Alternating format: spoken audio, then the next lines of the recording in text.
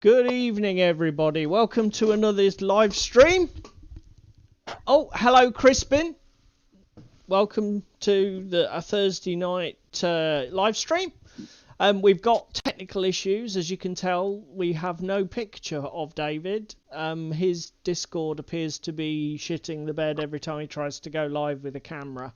Not really sure what's going on, but we'll try and sort it. But if not, David may be on with audio only for tonight. Yeah, I'll just be a disembodied voice in the background, boys. Well, I mean, I can see from the stream voice meter, your audio is definitely coming through, mate. So, as I say, you can participate as a voice in the darkness. You might even be able to get your close cam to work. To be fair, my close cam should be live. So, worst case scenario, we'll resort to that in a bit. Let me just check your close cam is transmitting. So I can I can always put that up for folks at home if you want to show something. And as I say, you can be a disembodied voice in the darkness otherwise. I'm experimenting with a poll in the chat. I can see we've already got a response there from... Oh, we've got 2 responses. So what I've done is I've put a poll in the chat. If everybody who joins, if you want to, feel free to give us a vote. So what I'm asking in the poll is what project... I finally got rid of these Assassin's Creed miniatures that have been haunting me for weeks. And hello, Tim. I'm sort of looking to see what people think I should paint next. If I go to my close cam, I can give you some close-ups of the options. So the options on the table are to paint some of this Wild West Exodus that I've got ready Zenithal primed. If I just move that closer to the light. You've been diverging from the path then. Yep, so we've got from the path. We've got Wild West Exodus is on the table. We could also, this is something I meant to do for a painting comp recently, but didn't get a chance. We can, hang on a minute, transition. There we go. Right, so we've got Wild West Exodus that we can have a go at. Or, I've got lots of them. That'll be a big batch paint. We can go for some Cthulhu Gribblies from the Mansions of Madness board game. That's on the menu. What else have we got on the menu? Is there any Infinity on the menu? There is. Infinity is one of the options that we've offered folks, and that could be 2 flavours. I've still got plenty of JSA models to paint to get up to my full 300 point list, or I could just take a step to the side and we could finish this half-started Yujing paint job, which is the models from the Red Veil starter set, which I bought for myself second-hand because I got a really good price on it. And the 4th option I put for folks was a bit of a left-fielder curveball, which is Mythic Battles Pantheon, which is sort of that Hydra? It's a miniatures-based board game. Well, I'm leaving it open for me to sort of decide what I want to paint, because there's quite a lot of really cool Greek god and goddess miniatures and hero miniatures, but there are plenty of monsters. So we've got this Hydra that we started and then never got anywhere with. So there's all sorts of things I could paint for Mythic Battles Pantheon. Everything from little sort of like 30mm human figures to right through to massive monsters and all sorts.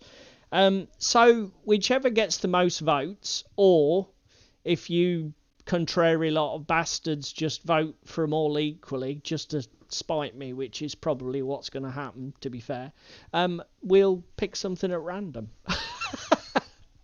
So I'm not really sure what I'm going to be doing on my hobby desk in the meantime while we're sort of like grounding into our next project, but I'll find something to occupy my time while we chat. If you guys want to post what you think, what you're up to, then that'll be cool. Then the next thing we'll do is we'll hopefully have David back at some point, as his Discord's playing him up, bless him. So he's trying to find that at the minute. What we're going to do tonight in terms of other content was I've got some photographs to show everybody from UK Games Expo.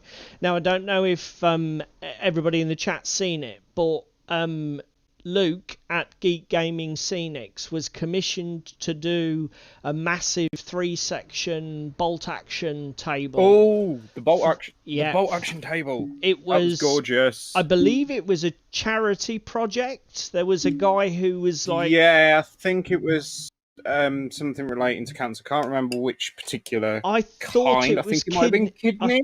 Yeah, I was going to say, I thought it was kidney transplant. I didn't realise cancer was involved. I knew it might have been cancer, it might be transplant. I don't know exactly. I knew kidneys was involved somewhere.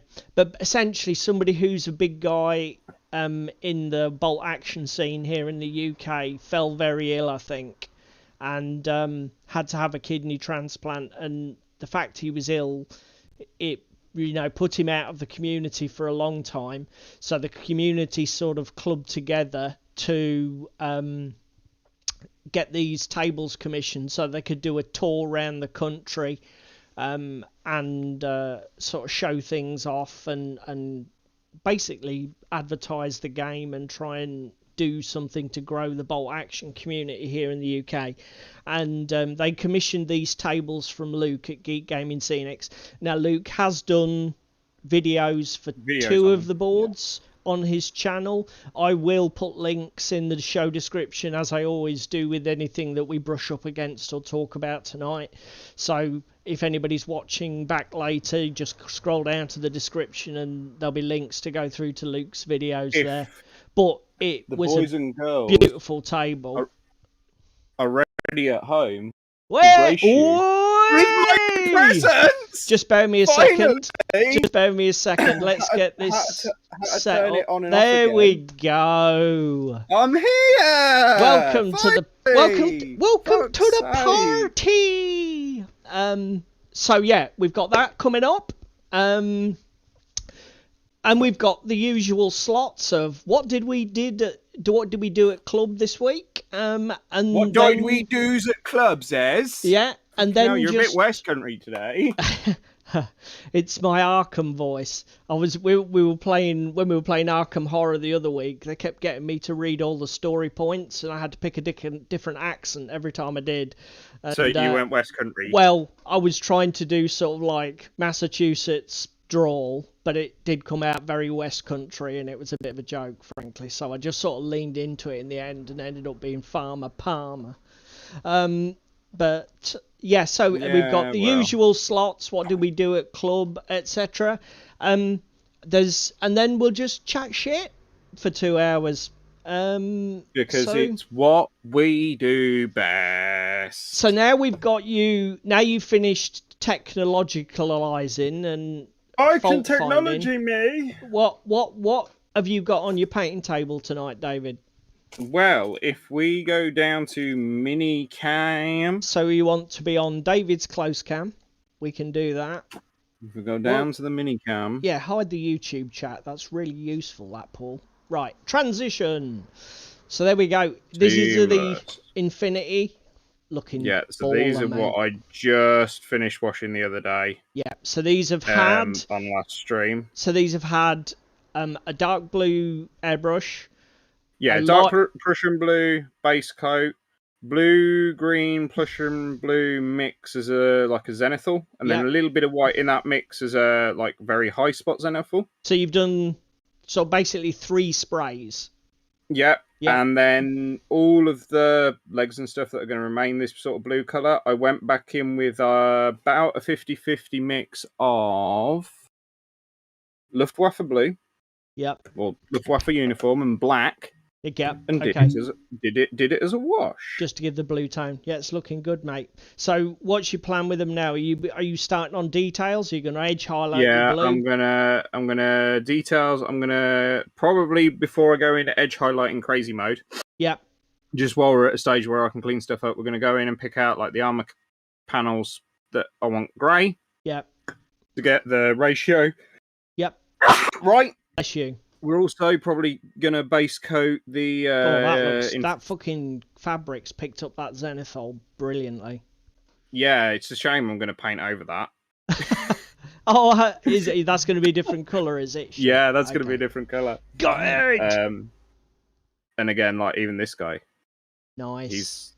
He's picked it up quite nicely because his legs underneath and hidden. But... So you're basically going to, so presumably with your greys, you're going to lean into the sort of sky grey, the pale grey. Jesus, I can't speak tonight. Pale greys, because you're doing a winter theme, aren't you?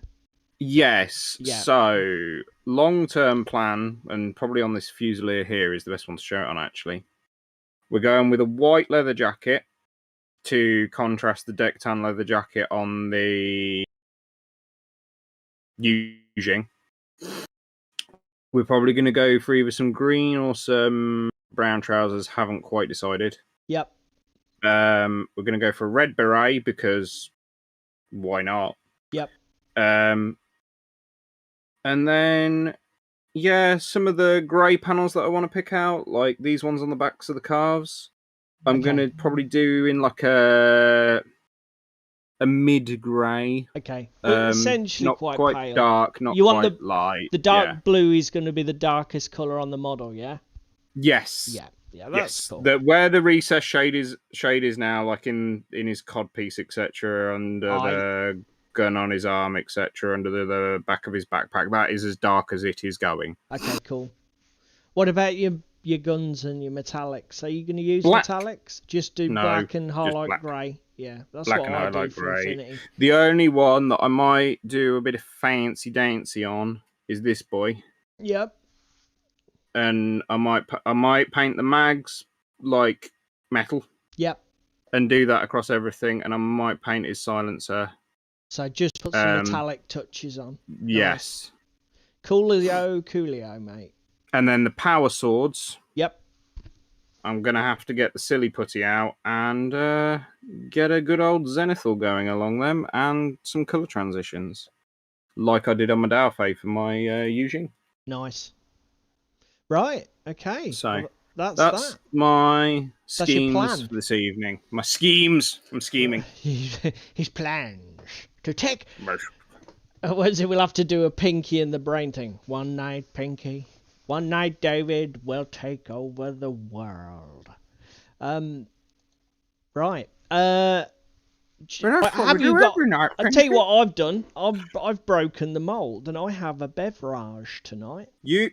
Tonight, I'm sponsored by Citrus 30. I am... Let me go close, Cam. So I am drinking Cairngorm Brewery's Trade Winds, a citrus wheat and elderflower brew. What the fuck happened to the real Paul? Never tried it real before. Paul I know wouldn't touch that with a barge pole. Have you been replaced? It's not as fruity. That remember that with these beer companies, those are just notes and tones. It doesn't actually have any elderflower or citrus in it.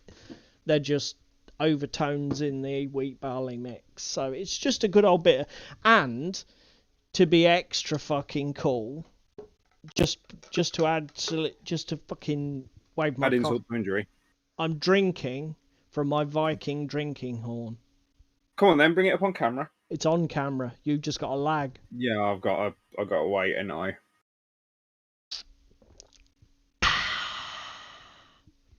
Perfect. Get you. Meanwhile, I'm drinking Citrus City Orange Pale Ale. Oh, they're in a can. In a can. Jesus Christ. From the can. I have no flavour notes or canning. I have no flavour profile or notes on this. All I know is it goes down very well. Okay, fair enough. So I take it. Right. Okay. Well. Now, so, actually, yes. while we're on the subject of polls, yes. things Are you going to go random tangent Polish or something? No, I'm not going to go random tangent Polish. But what I wouldn't mind is people's thoughts and opinions on possibly a new game/army I want to buy. And I think you know where I'm going with this. Okay. So while I was at UK Games Expo, I did purchase a very nice dice mat. Let me see if I can find it quickly. Yep. Oh, yes, I do know what you're fishing for now. I do know what you're fishing for. Now, here's we could just go experiment mad here. I don't even know if I can run multiple polls or whether it'll mess it up. I can't find it at the moment, but if you imagine a World War II babe that's on the nose art of a plane, it's one of those. So it's a very nice mat. It was a very. And I'd been umming and ahhing with Paul for ages about getting into bolt action, and me being me, quite like Western Europe, Just let me say, David, just bear me a second. Audio is stuttering for me. I apologise if it's stuttering for the people at home. My audio is stuttering. But I have everything closed that doesn't need to be open, and I am not running Microsoft Edge tonight because I know that tends to balls things up.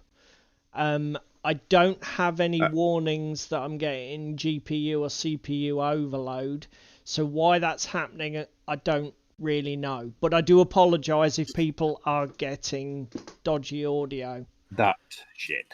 Okay. The only thing I am doing different to every other week is I'm using Firefox, Tim, as you advised. So whether that's to blame, I don't know. But anyway, I quite like the Allied Forces for bolt action. I currently have a conundrum. Do I buy American Airborne or do I buy British Airborne? Tell you what I'm going to do. I'm going to shut Firefox and see if it helps. I'm on a... yeah, I mean, it could be me, Tim. It could be me because my internet will probably get to 10 o'clock and die like it does every single fucking night. Which is why we end the stream at 10. in anticipation of David's internet shitting the bed at his house. Anyway, you're trying to say you'll want to go for a bolt action army. Yes, and either British Airborne or American Airborne. Well, Crispin's in for Americans, which is probably not too much of a shot for a Texan to say. I mean, Tim, why not both is a valid argument. However, a man has a certain pile of grey that I need to get through before I buy 2 armies for a system. And unfortunately, in this situation, unlike Infinity and other games where I'm trying to hook people in like some sort of dealer, I already have a friend over a barrel for this of if I buy bolt action, he will buy bolt action. So I don't need 2 armies. Forces. Yeah, okay. No. Now, I did contemplate earlier this week, and I think I even messaged you about it, didn't I? I like the British Airborne with their berets, but they wear camo Denison smocks, and me being me, I'm going to be anal AF about that, aren't I? Yeah. So that's a downside. The other thing is, I am quite partial to a Sherman tank. I know it's an airborne list, but I'm quite partial to a Sherman tank. And at least that door's open, isn't it? Yeah. Okay, so essentially that's what we want to know. Are we going to go... Ricky says, who over a barrel? I wonder who that could be. Well, answers on a postcard, Ricky. So, yeah. So we got 1 vote for the Americans. American Airborne. I know what Ricky's answer will be, and it will more than likely be British. Do you want me to put my hat in the ring? Yeah, go on. I think British because it's, as you said in the comment to me earlier this week, it opens up, that model collection will open up a lot more theatres for you. Yes, and also the fact that it is mid to late war, not just late war. Yeah. So, Because as I say, your American airborne list, you're going to be focusing very much on a late war. Yeah, as predicted, Ricky says. See, Crispin's put there. American airborne have mohawks.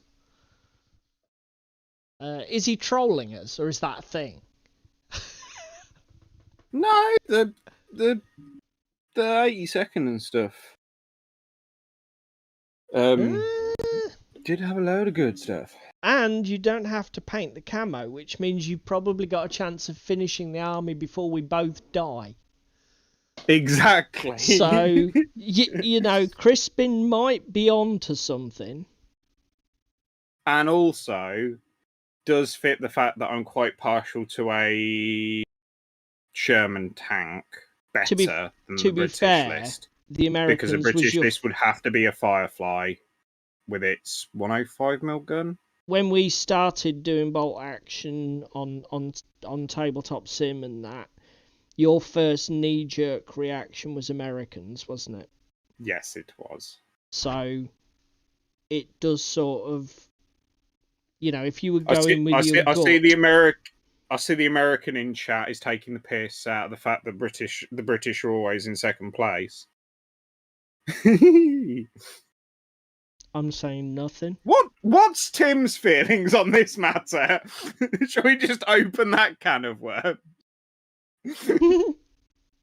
Yeah, Tim's... Yeah. Sorry, Tim. The Germans are off the table. Because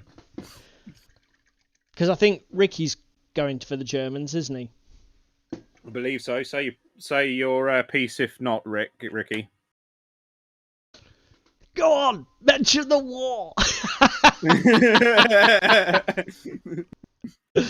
Oh dear God, yes. 2 World Wars and 1 World Cup, isn't it? That's the famous British song. Yeah. Oh dear. So, should I go first with what we did at club? Yeah, go on. I've said my piece now. I'll wait for others to kick off. Well, club this week, I did some Infinity. I know that the global campaign is finished and it's a bit fucking... Oh! Pointless. Hugh Sharman, British! We got another vote for British, mate. Does that mean you're volunteering to play, Hugh? And you're actually going to show your face? Tim, just saying. Tim, you are such a fucking awkward... Tim's just gone, go French then. No, I actually want to play a game, not wave a white flag, Tim. Oh dear. Well, to be fair, if you do play French, you can go either side that way, can't you? Go early war and just sort of be a bunch of capitulating bastards. That's the Italians, isn't it? Oh, what? Yeah, well, I suppose they did change sides when they got their asses kicked. Twice, because it's what they do best. So yeah, I played some Infinity, even though the global campaign is over. And Did you play one of the global campaign missions though? We did. Did you enjoy it? Oh my god, it was amazing. We played. I can't remember which one we did play. We sort of got a bit carried away in the moment and forgot about the classified objective cards. So we only played like the core objective. Oh, did you play one of the week 2 ones? No, we played phase 1. Now I don't know if you know the phase. I've just my bloody wet palette. Yeah, bear with me. I don't know if you know what phase 1. Fuck.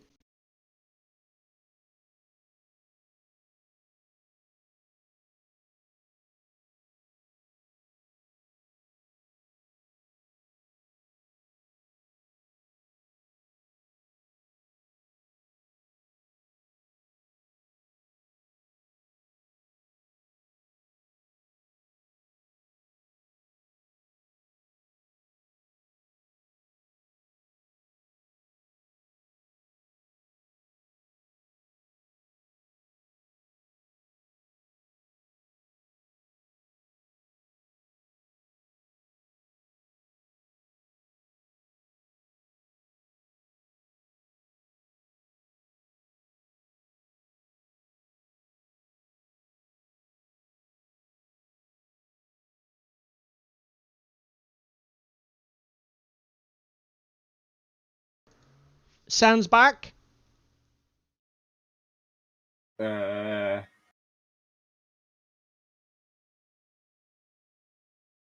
don't know. I'm just listening. I'm listening to it. I'm listening. I know what I did. Yep, sound is back. There we go. Okay, Yeah, it's back. Yep. Sorry, everybody. It's back. Oh, dear. Amateur. Yeah, shut Amateur up. control at the wheel. Right, okay. So we played the scenario where the victory condition was to put points worth of models in 3 bands. There's a band just in front of your deployment zone, there's a band in the centre of the table, and there's a band just in front of your opponent's deployment zone. And in the last turn, at the end of the last turn of the game, you add up the points value of all models that are in a non-unconscious or dead state, and you score that band if your points outnumber your opponent.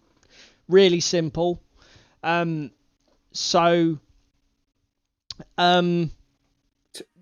has challenged me to a dare, and I don't quite know what he's on about, so I'm going to ask him to elaborate in chat. Okay.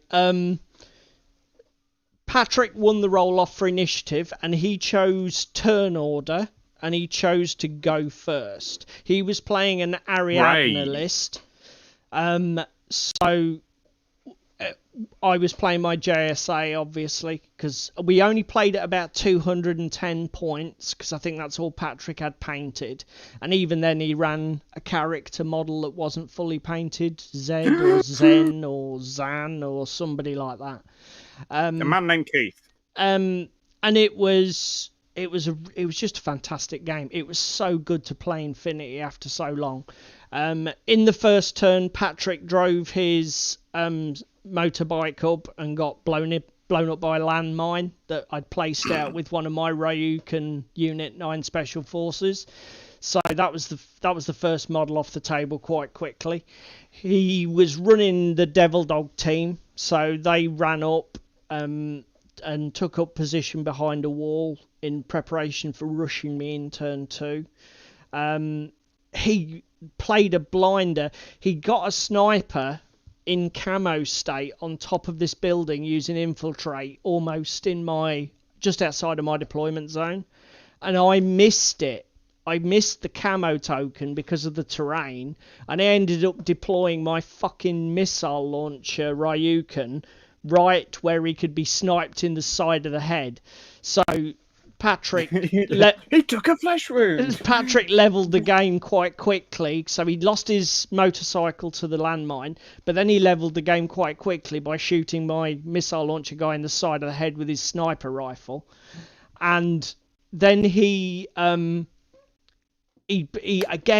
an absolute blinder because he took the Ryukin out, then he moved his sniper, he just shuffled him back a couple of inches and turned him around, and he got me in a position where he had a special forces guy in camo state with the sniper overwatching with suppression using a marksman rifle, and these two models were literally like less than 6 inches away from my 5-man fire team, core team, with my lieutenant in it.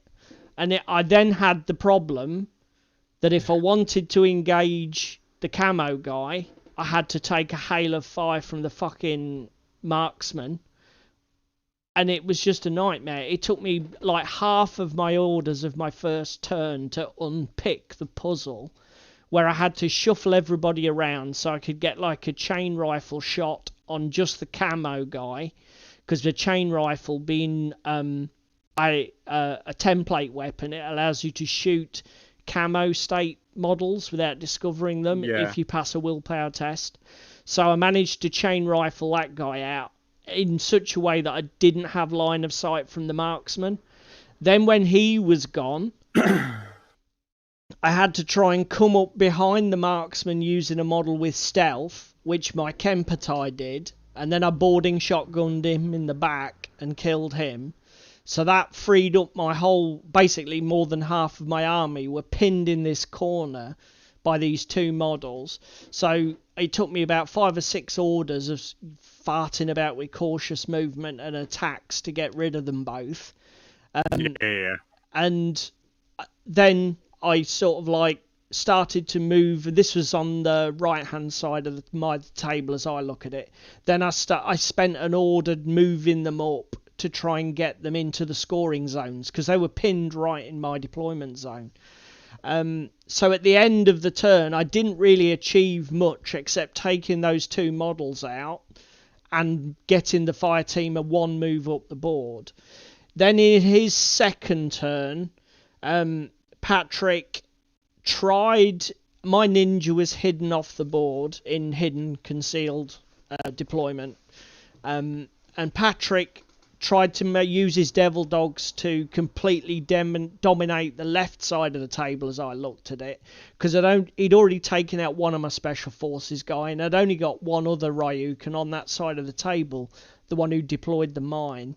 So he just got his devil dogs and charged into combat to try and kill this special forces, and I was fluky as hell with my dice rolls.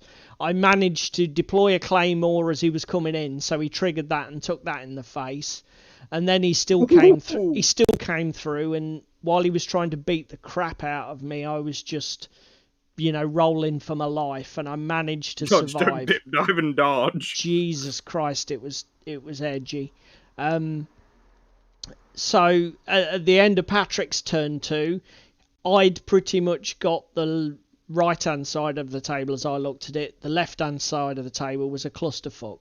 But I did have my ninja concealed to sort of play as an ace in the hole, and I'd played him hidden concealed on the left there.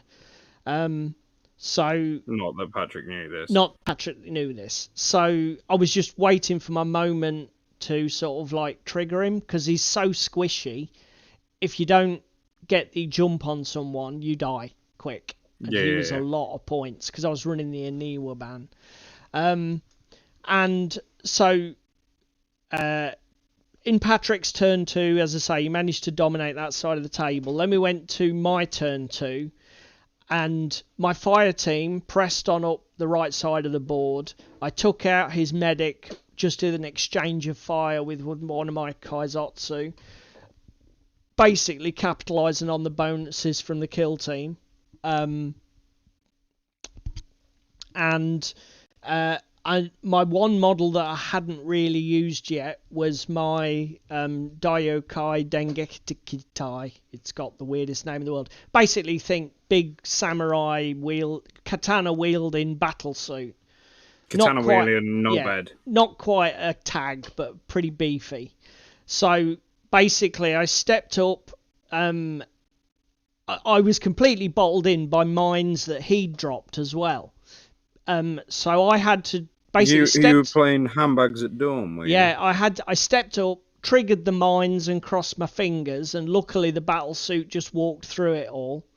And then he started pouring machine gun fire into every model that he could see, just to get them to drop back out of sight, so that I wasn't facing a hail of fire, because the battle suit was pretty much my only option for killing those stupid werewolf dog monster things, because they're insane in close combat.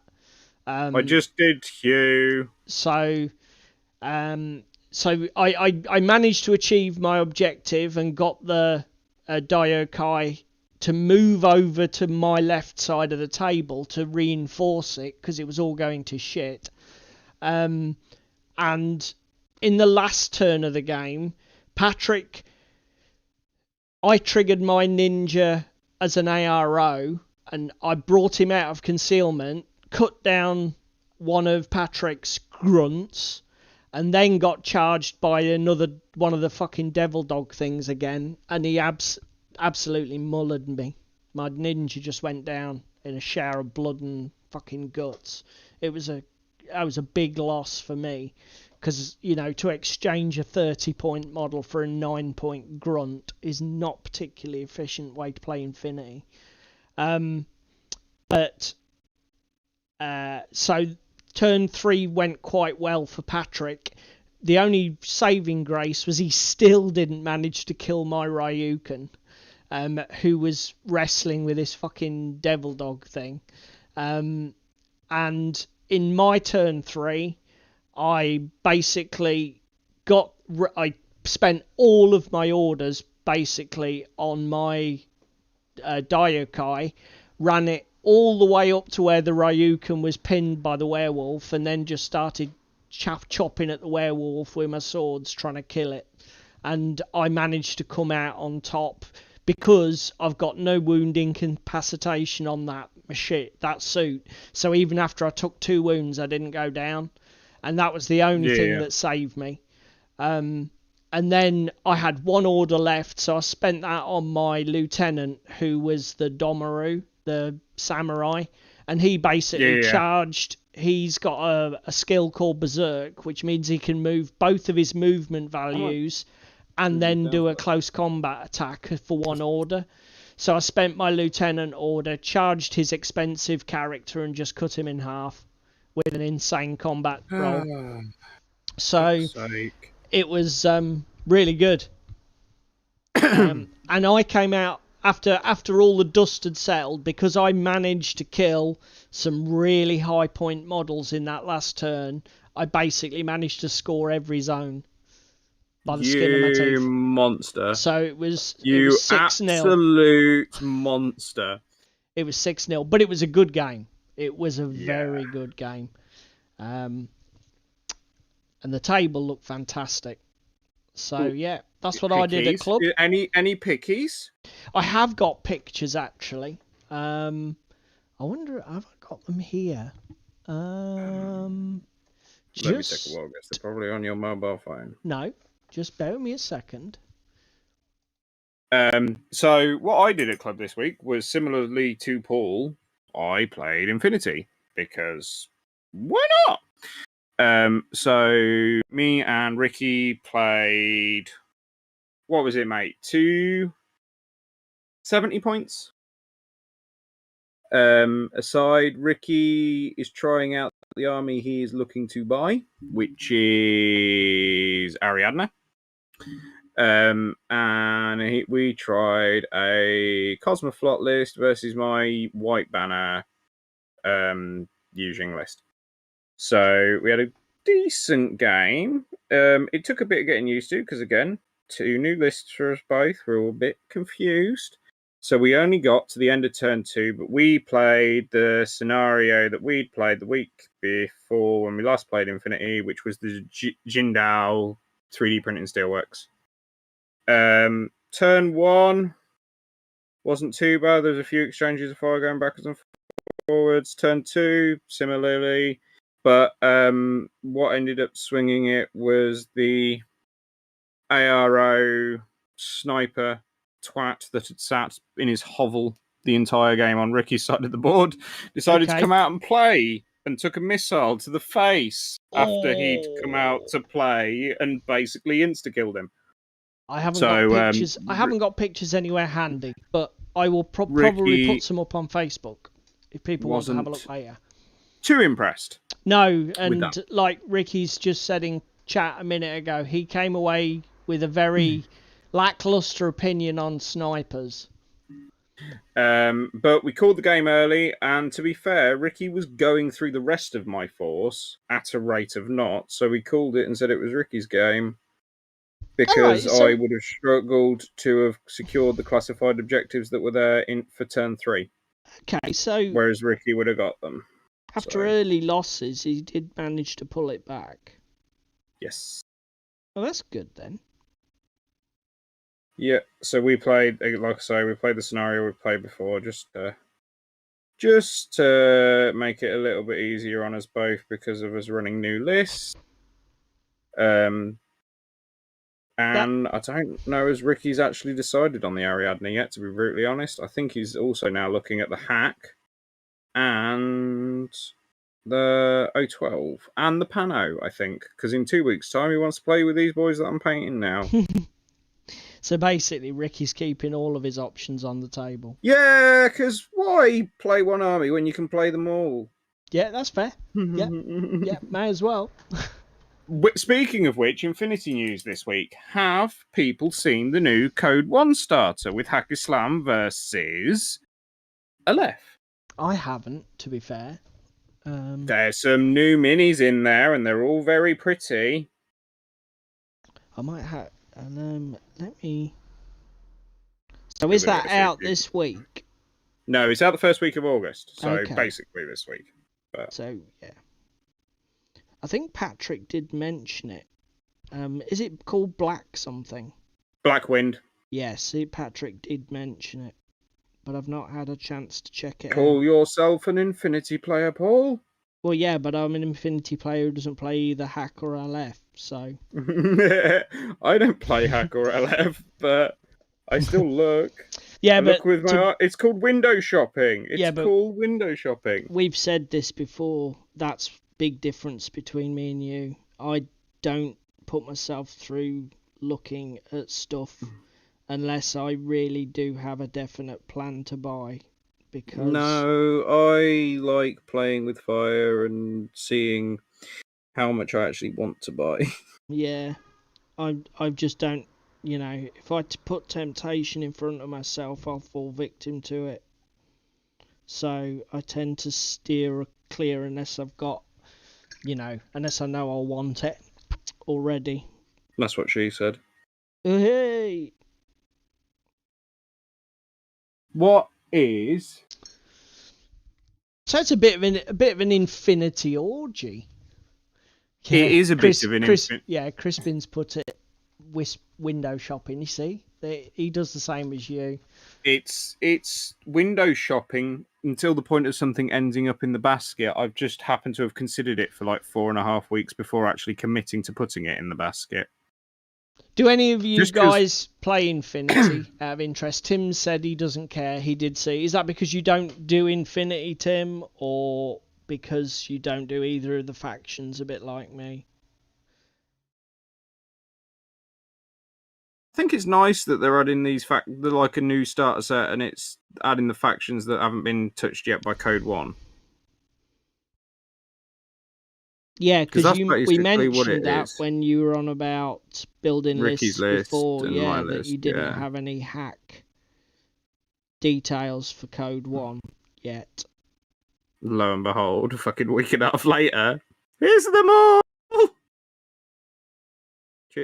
Cheers, Corvus. Well, it is inevitable that they will eventually add all of the factions to Code 1. Don't get me wrong, I'm not complaining it like that. So doesn't tickle Tim's pickle. That's fair. Yeah, no, that's fine. I must confess, we were getting some stick from everybody else at the gaming club. They were playing Wingspan board game, and there was a D&D group running as well. And obviously, with Infinity, the deployment is a rather involved process, isn't it? So that's a fucking understatement. We were an hour in and we were still deploying and... Oh, okay, no, that is a little excessive, mate. I mean, we didn't start deployment until, I want to say 7, but we'd finished by 20 past. We were really making a meal out of it, and everybody was because like, we'd made a meal out of the table setup and fucking messing around, so... Yeah. So... We were dragging our heels over that, and everybody was just like, "What? You're a fucking hour in, and you've not finished setting up yet." Yeah, but the best thing is with Infinity, once you are an hour in and you've not finished setting up yet, the game will actually finish in the time that you've got a gaming club because it's not 40k. Yeah, no, yeah, that's what we kept saying to him. Don't worry, it'll get. And to be fair, like when you're losing 2 or 3 orders a turn. Your later turns don't get a very busy turn there on turn 3 when you've only got like 3 orders left. So it all works out. And it's really important to get your deployment right because it's such a fucking deadly game. It's a skill as well, isn't it? It's a definite skill. Yeah, if you cock your deployment up, you can lose. You might as well pack rapidly. Home.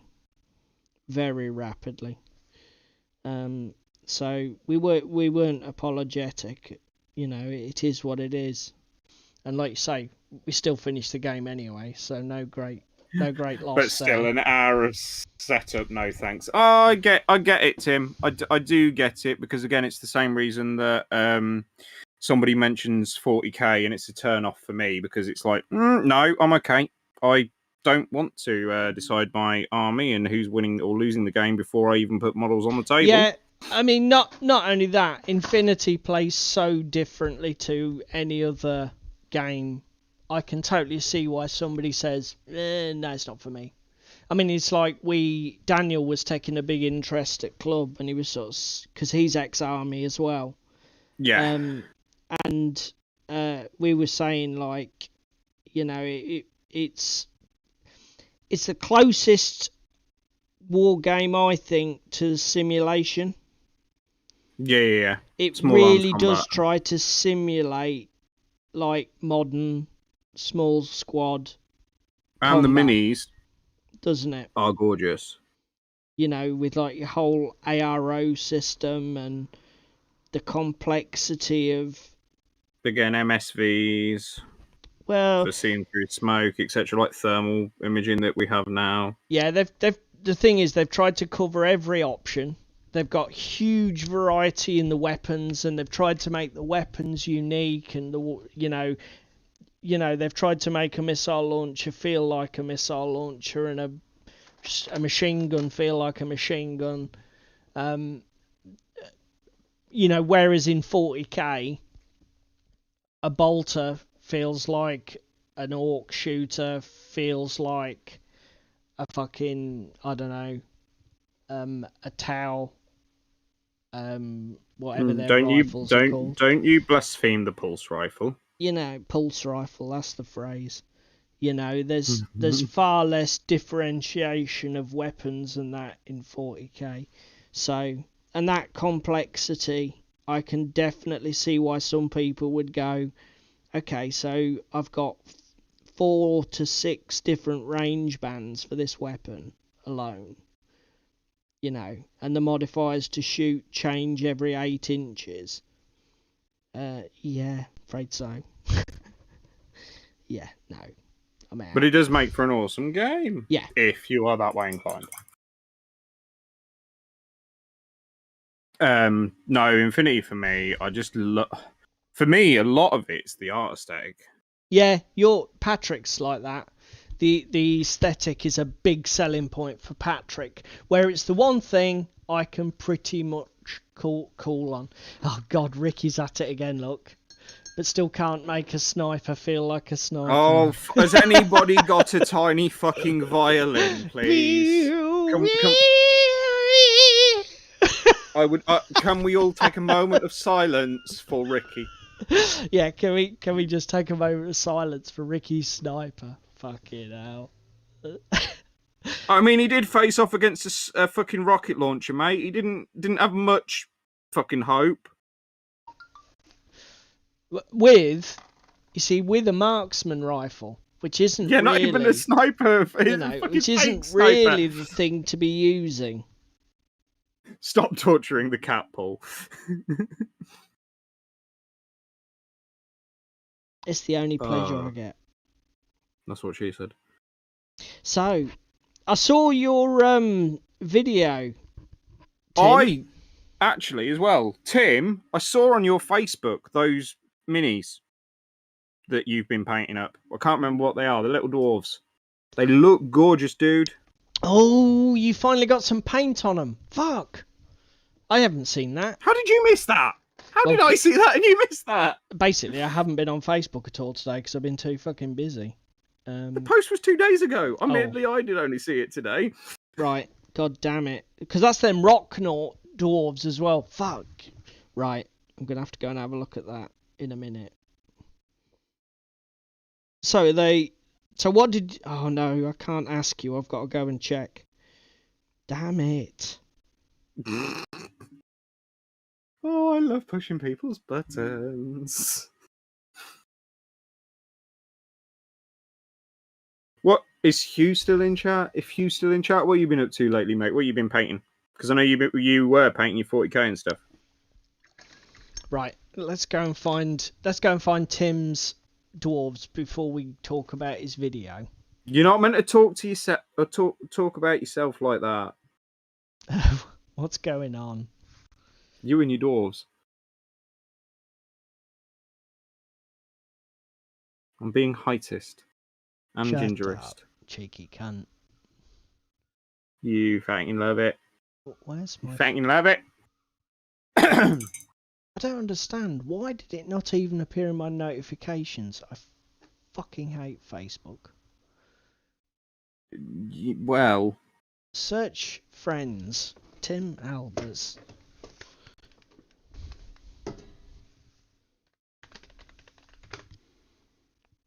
Here he is. He already is a friend. Yes, I know.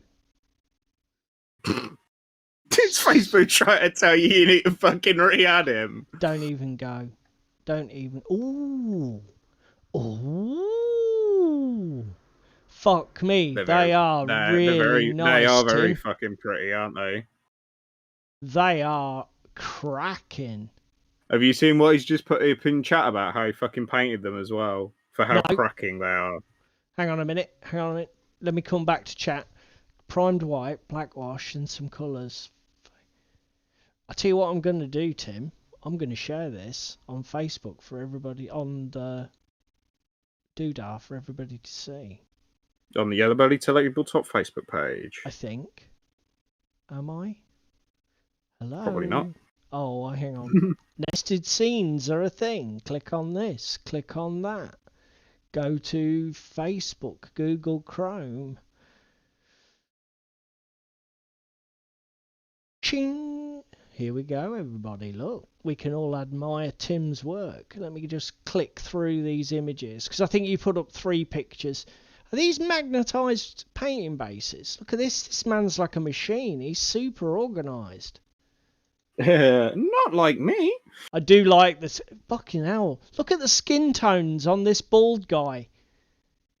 Have you done some sort of zenithal thing, or have you painted and blended that skin tone on that bald scalp? Because that looks pretty fucking banging, Tim. Or is it just like you're faking it hardcore with washes and base coats? Because they look good. Really isn't good. Isn't that what you usually do anyway? Yeah, definitely. I'm faking it all the time. Really impressed there, Tim. That's cracking. Good job. I said they look good. So, yeah, go on. That skin tone, what did you do? Did you actually blend all of that on that scalp and cheeks and stuff? Or is it just, you've just base coat, sorcery wash, and witchcraft? Bing! All the work is done. Fucking hell, that's all washes that has done that. That's really good, Tim. Talk about, you know, impressively faking it, mate. Good job. Good job, sir. Yeah, I saw your other video as well. Your too much time video, is it? It says in German. Oh shit! Yeah, I didn't go and look at the dad jokes. I'll admit I'm a bad human being. That's tonight's job. I did. He's got like, I found a video that was like three or 4 dad jokes back to back, which was quite cool. There was one in there about he had a, what was it? He was in his garage with his step ladder. He never knew his real ladder, which I thought was quite funny. That's the one that tickled me the most. No. Even I, king of bad dad jokes, have. You're gonna draw the line at that one. You're gonna draw the line on that one. There was a fucking cracking one that happened at work today, and I can't remember what exactly it was or anything now because I've been. Well, I haven't been to sleep since then, but I've had a busy day, so I've forgotten about it. Feels like you might have been to sleep. Yeah. Choice swear words and everything else, but it was painter, brilliant. You see, and he's it was using a paint. it was, he's used an army painter paints on them as well. Yeah, but he hasn't used strong soft tone, has he? No, but look, just leave it. Or the fucking dipping sauce. So, do you use a lot of army painter, Tim?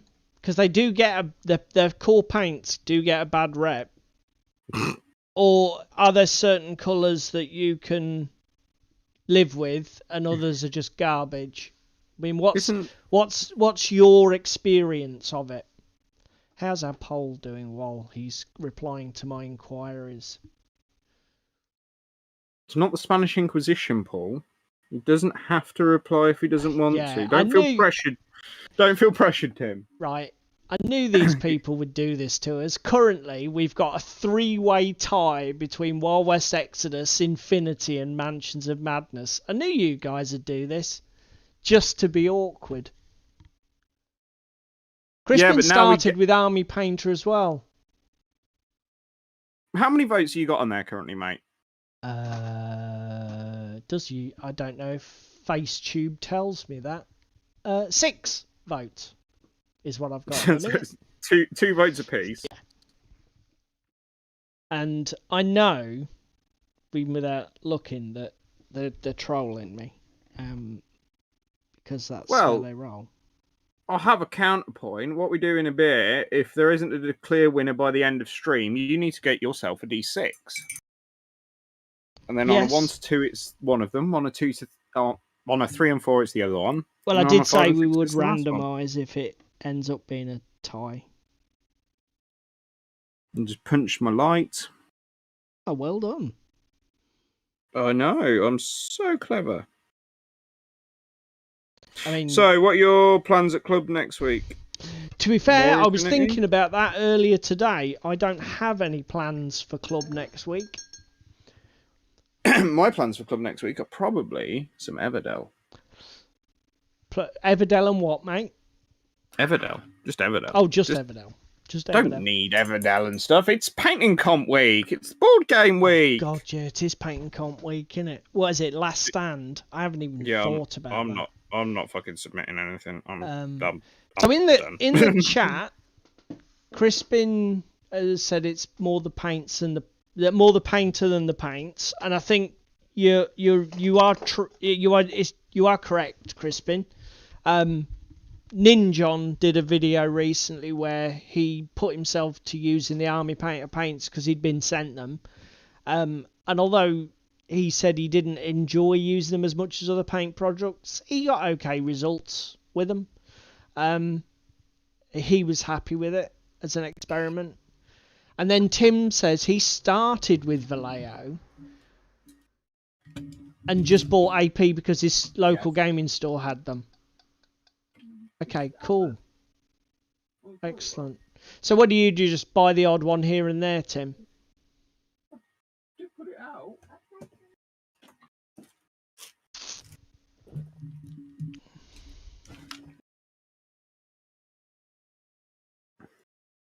Right. What did I miss? No, I was just asking Tim whether, because Tim says he only uses the AP because his friendly local gaming store has them.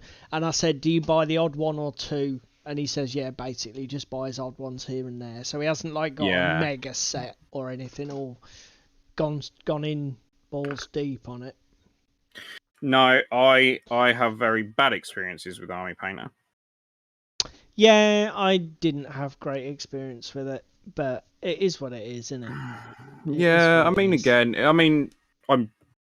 To be fair, I'm not using it right now, but it was possibly going to be one of my highlight colours, Toxic Mist. It's a really nice colour, but it just splits like a bastard. I'm like, I just realised.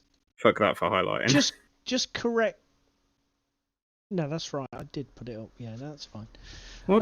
No, just ignore me. Are you getting old and senile again? Are you getting old and senile? Are you going to need to go to a home soon? Yeah, I did the same, mate. That's how I first got into using Vallejos, to be fair, because our local sort of discount store had the sort Anything of like and everything store. Yeah, they had like the combination boxes where you can buy like 6 to 8 Vallejo paints as a group for £8 or £6 or fucking insane money, whatever it is, £10. It's nothing. And I was like, oh, try these.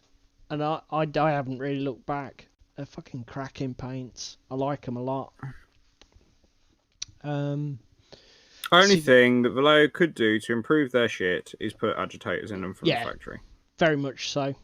I think it would make their products even better and more pleasurable to use. So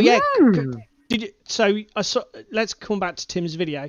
So essentially, David, you didn't watch it, did you? But Tim did a video, like he mentioned last week, basically about YouTube. I totally get what you meant about the subtitles from last week, Tim. The YouTube, it starts off okay, but it very quickly becomes fucking gobbledygook, doesn't it? The auto translate, and obviously it doesn't help because when you start reeling off the game names like fucking Star Wars Legion and that Bot Wars 2nd edition, and it's just like it hasn't got a clue what it's doing, so it just starts spamming garbage.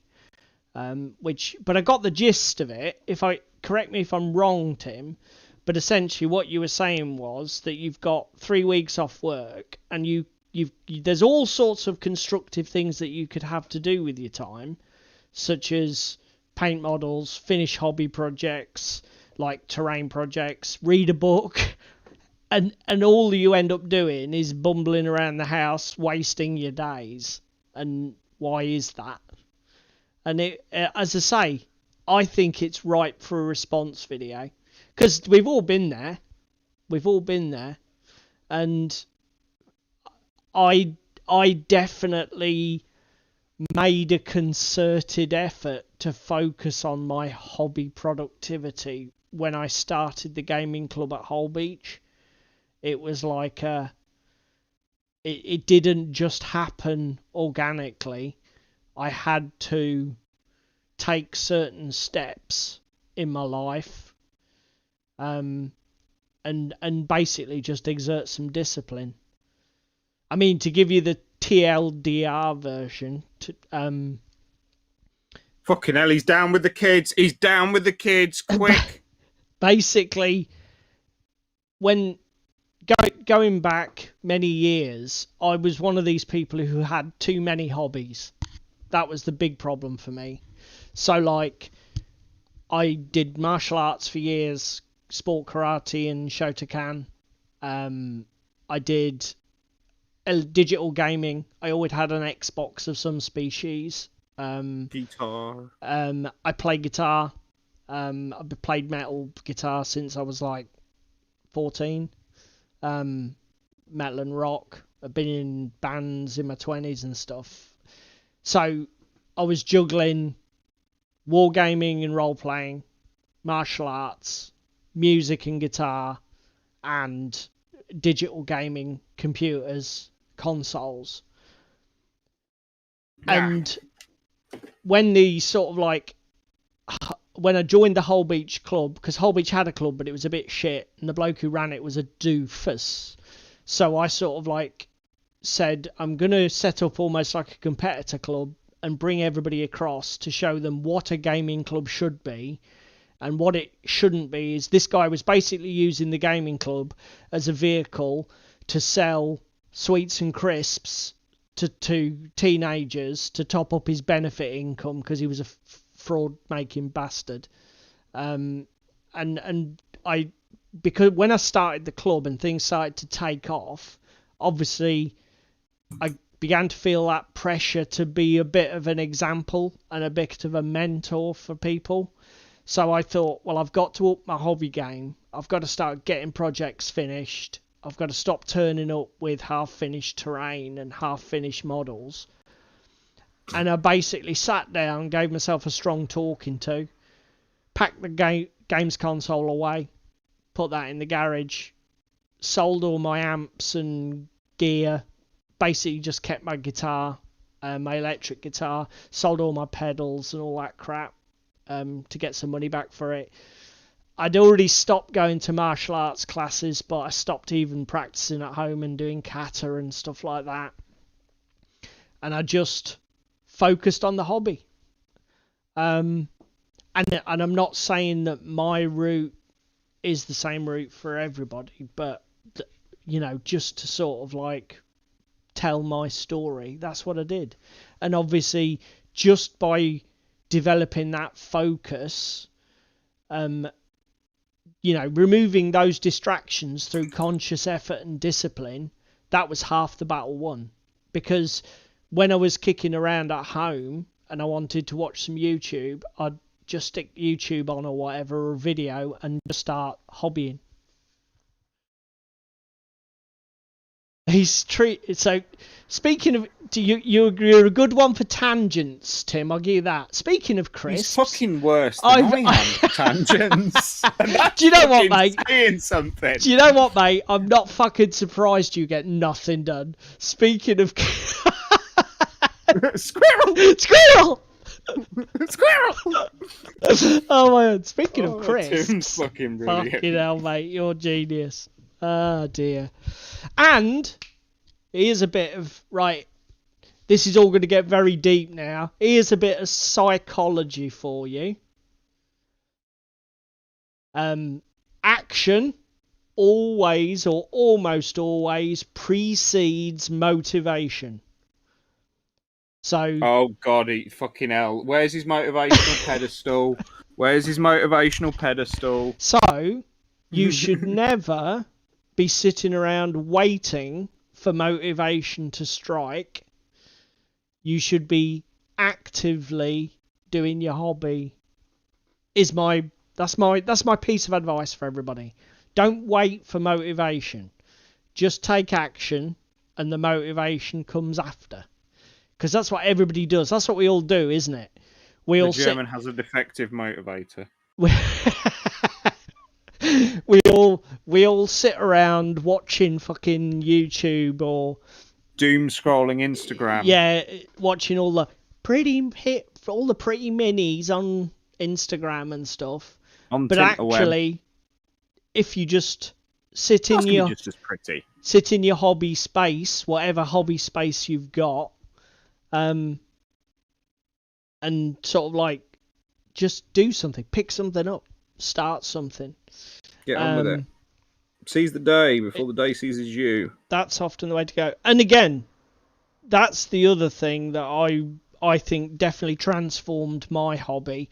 I used to be one of the guys, and when you've got a young family, everybody's the same. Basically, when I got half an hour, I would go and take my hobby stuff, set it all out on the dining room table, do what I could, and then I'd have to pack it all away again because it was the dining room table. Sitting around watching YouTube. Who does that now? Oh. Hopefully you've got a brush in hand or doing something, though, Tim. Just because you should be listening, Tim, not watching. Okay. Next week, David and I will sit here naked. That'll stop you watching. What time is that? So I don't even know. But yeah, I used to be one of those guys that had to basically work around my family. But as my kids got up, grew up, got older, grew up, left home, I got to the situation, because we had quite a big house, we converted the dining room into basically my hobby room, because we could still get a massive kitchen table. So we could still have the family around for Sunday lunch in our kitchen because it was huge. But I just basically repurposed the dining room, and I bought a cheap office desk from like a second-hand place, and it always had everything out. Basically, it was so big, me and you could sit on it, and huge. we were both working, and I brought all of my gear. All I had to do all of my paints in boxes and shit. Yeah, it could easily sit 2 or 3 round it hobbying, but the space was really irrelevant. The size of it was irrelevant. If it had been a small fucking... Yeah, it'd still worked if it was small tiny. 2x4 desk, it'd have still been okay. But the point was, all I had to do was get clean water and turn the lights on, and I could paint. You know, that was there was no obstacle higher than that. Because I tell you what I find hard now, photographing my miniatures and doing my blog updates on Tabletop, because I need the good quality photos. And the reason for that is I don't have my light box or anything set up anywhere. So for me to take good quality photos, I have to the get my keyboard light box occupies out, set all my lights, set all my tripod up, you know, and because there's that speed bump in the way, it takes do it me another day. days to do it. Yeah, and then you tend to do a session of it, and then it becomes like a fucking chore, doesn't it? Yeah. And the other thing is, you start to feel bad, because the other thing is, the problem with the photography is the photography stops other stuff. Like, I can't do the blog post without the photographs. I can't post to Facebook without the decent photographs, because I don't want to just put fucking shitty, out of focus, half dark bollocks photos up. You want to give your miniatures a decent showcase, and then it stops you doing other things because you couldn't do that thing. Do you know what I mean? Well, again, you used to clean as you go with your paints, but you now leave your paints out on the desk because I've taught you the good ways. You have, yeah. I used to be terrible for making a note of what paint schemes I'd done on things. So if I had to add a model to an army, or even just repairing a damaged paint job, you know, I'd be like, oh, I haven't got a fucking clue what colours I use for that. Whereas now you're really obsessive about it. Nothing leaves. In fact, bizarrely enough, I cleared 90% of the paints off my hobby desk earlier today, because I've finally finished these Assassin's Creed models, and I could put the details on my blog in ready. What do you mean, Jerry Focus? It's the typing. Because the keyboard occupies the space for the paint. That's what voice typing's for. But oh dear. Oh, I see. Are you saying that Jerry has the same sort of lack of focus? He's sort of like, he's easily distracted. Is that what you're getting at, Tim? That Jerry's a bit of a, oh, shiny. pie. I must confess, he does seem a bit like that on the OTT vids and stuff. To be fair, it always makes you feel better as well, doesn't it? That I will sit there chatting shit, or doom scrolling while you're painting. Now, my phone is currently whinging that it's a little bit warm and my charging has stopped, and I'm only got 15% left. So, if you would like to go down to Minicam, and I can show the boys and girls at home what I have done so far this evening. Because you've actually achieved something this evening. Just... Okay. So, we want to go to David's Minicam. So, we want close cams. David. You'll now notice transition that this boy has some edge highlights. Okay, yeah, he does. Quite pronounced ones. Looking good. Yeah, I'm going for quite pronounced though, because I think by the time he's at tabletop distance, you need to. There, mate. You need to. They're not that bad. Need to. So we've done him. I see. No, Tim's just said he's making a comment about Jerry's photography skills. Yes, precisely, Tim. That's the kind of thing that I want to get away from. Sort of like Jerry style photos. There we go. So. Okay, fine. You see what he's put?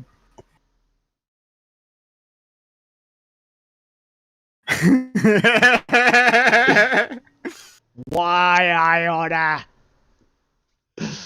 Oh dear. Right. But yeah, that's where we've got to tonight. So we've edge highlighted Good 1, man. 2, 3, 4, 6 guys. 3 more to go. Excellent stuff. But no, the other thing as well is, like, at tabletop distance, these do not look terrible, or they won't look terrible by the time there's some more colours on them. They're gonna look quite good. subtle, really. To be fair, I think you're because basically they're going to be like almost a 3-colour scheme, aren't they? Black for your weapons and accessories, and then blue and white. or blue Yeah, and little shades of bit of grey. cream, little bit of cream on the trousers, on the pants. He's saying YouTube won't let him use a.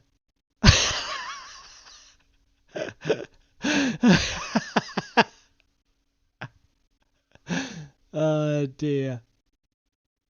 Well, he can't help it. He's old. He's using the C word. That's rude. Very rude. I don't know. They are useful. Yeah, that's true. It's not as much of an insult as people want to make out. It is. They have a use. Don't tell him Some it's not an people- insult. You ruin his day. Cream on the pants are just happy to see me. Well, So what? Why is Crispin? That's the second time you've done Lemon Party. And am I old? as it started, I'm. This is lost on me, Crispin. Unless this Come is on. something OTT related. Oh dear, the audio did go clicky clicky there. I heard it. Did you touch the internet, boy? No. No, Your Honour, I did not. Yes, you are. What? The chat's losing me now. You're losing me, guys. Yeah, we got to get the paddles out. He says, I don't want to ruin it for you. Right, okay, I'll Google Lemon Party later. I'm almost afraid to. I mean, it can't be any worse than Black Dickies at work. That was a funny day. Look at Tim. Don't. From that kind of reaction, Tim, I guess we shouldn't go looking. Yeah, that's probably. Quick, where's my mobile phone? Right. So, what should we do for UK Games Expo this week? Well, as we mentioned at the top of the show, Luke at Geek Gaming Scenics has been building a multi-part bolt action board for use by the guys who were basically by some guys who were trying to raise money for kidney charity around the bolt action community, and they had the table set up with a demonstration game running at UK Games Expo. So and a few YouTubers came down to play on it as well, I think. Over the course of the weekend. Yes, Tim, UKGE was earlier this year, but we're going to keep milking it for content because that's what we're going to do. It's the cash cow that keeps on giving. We spent a lot of money on them tickets, so we're going to keep banging on about stuff that we saw at UK Games Expo till there's no more stuff to bang on about. We're going to milk it till it's dry. So there you go. Stick that in your pipe and smoke it. I don't know. Are pipes really a German thing? You'd have to ask Tim. I know they're a me thing. Tim, feedback to me. So the table did look bloody fantastic. Oh my! To be fair, that picture that's currently on screen, which I know is a slight delay, doesn't even really do it justice. No, and the three sections, I don't know if people can see my cursor, but you've got 3 4x4 sections, I think they are. You've got one with the ruined town, this sort of field one with the road, and then over in the top right-hand corner, you can see the third section. That was set up, this was a demonstration game between some guys who brought big armies, and this one was like a demo table, so people could just have a play themselves and learn the rules and learn the ropes. So they'd split it up like that. And as I say, our mate David, these were the armies for the demonstration game. I think it was Germans versus Americans, wasn't it, David? Or was it? Yeah, I'm sure it was. Are you there, mate? Yeah, I'm here. That's I'm fine. here. I was just reading chat because Tim's father was an avid pipe smoker. Oh, excellent. I'm a bit of a pipe fiend myself, Tim. In fact, taken after my dad.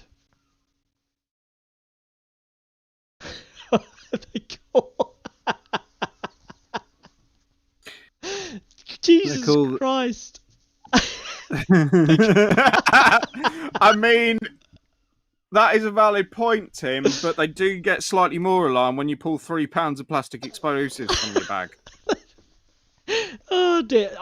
Just remind me, Tim, to not go on a demo with you.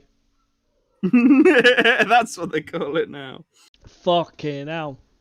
What is this, a demo or is it a bank robbery? Don't know. But don't go with Tim. Depends on what mood Tim's in. Fucking my lungs. So yeah, as I followed in my father's footsteps and took up smoking a pipe after being a non-smoker for like my entire life. And do you know what? I enjoy it, and bugger the fact that it's not good for my health. Yeah, it's fun as fuck to sit there on a night after UK Games Expo, vaping and smoking away, pints in hand, having a laugh. So here's some of the pictures. The models were really well done, weren't they, mate? For these armies. Now, was this when they were playing with? These are Brits. It must be Brits versus Germans. Was this when they were playing with? Yeah, but don't forget the ones on the top table were different, because this, I think, was the list that somebody came in with. Remember, from that club. But what I was about to say was, I'll be honest, I don't know, because David took the pictures. They're not my photos. Is this the list that had the Santa in It did have the Santa Claus in the tank, but I don't know if David got a shot of it. I haven't been through these. I just literally uploaded them to the old folder and just did this slideshow just a few minutes for the stream tonight. But this is another game that I haven't played anywhere near enough of, but want to play loads more. I'll tell you what that is, David. That, if I don't miss my guess, is a 25-pounder, sir, with a full field. It does look like a 25-pounder on a diorama, and it looks extremely similar to a certain 25-pounder that you now own. Yeah, the Limber looks very similar. I tell you what, and I'm sure I've seen these sold by aftermarket sellers, but look at these shell casings on this diorama. They are a banging little accessory for a base. Yeah. I'm going to have to get me some of them for my 25-pounder. David, quick, start up your 3D printer. Well, to be fair, you'd probably get them in brass, don't you? And they don't even need much of a paint. Because I imagine they're just modified brass tubing. Oh, I shall find a tutorial on internet that will tell me. I was going to say, just buy some like brass rod, like, you know, the rod you can get instead of like a flying stand. Buy some of that, cut it up, and then just bury one end down in the ground so it looks like the shell casing's buried. It doesn't need a bottom across it, does it? Tim's comment. Fucking hell, Tim. I'll tell you what, mate. I'd like to take a walk in your world one day. On your mind, even. Jesus Christ. I'm liking the fact, though, with pounds, he kept fucking funny. We should go to Essen at some point. We should. How close is Essen to you, mate? It's probably, knowing our luck, it's probably like 1,000 miles. The other end of the other end of the fucking country. Just like, fuck it.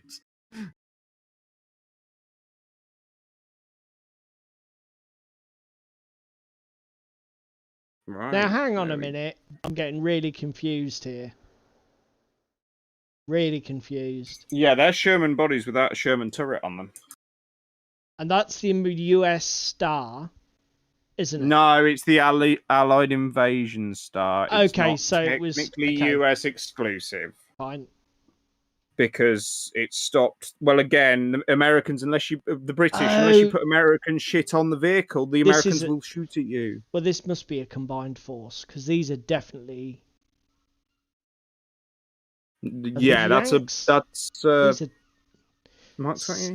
we're terrible historical gamers, David. We should be rivet counting the shit out of all this. We're just failing. Yeah, massively. but if we rivet count the shit out of it, we will get triggered.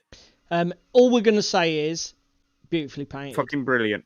beautiful. The And Germans, look at the the other I end mean, as well, I'll be were honest. gorgeous. I'll be honest. He reaches pointing at his screen, realizing that he's actually live on YouTube, and that's a stupid thing to do. The decal work on these vehicles. This is the kind of stuff that I get really nervous about with bolt action, because I really think I could get obsessive about it. You're just a pussy But when it comes to decals. You're just too... It's so cool to see people putting in, you know, all of the research and, you know, decaling shit up properly. I mean, this Ruined Town board is fucking amazing. Luke's absolutely smashed this out of the park.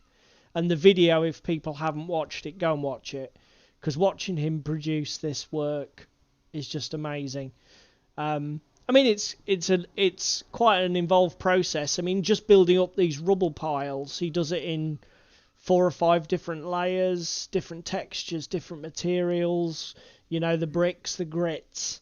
Yeah. Oh well, again, there's even fucking static grass in it for like ash, isn't there? Yeah, I mean, it's not, you know, let's put it this way, it is as much work as it looks, but it's just amazing. It's worth every second. Yeah, it is amazing.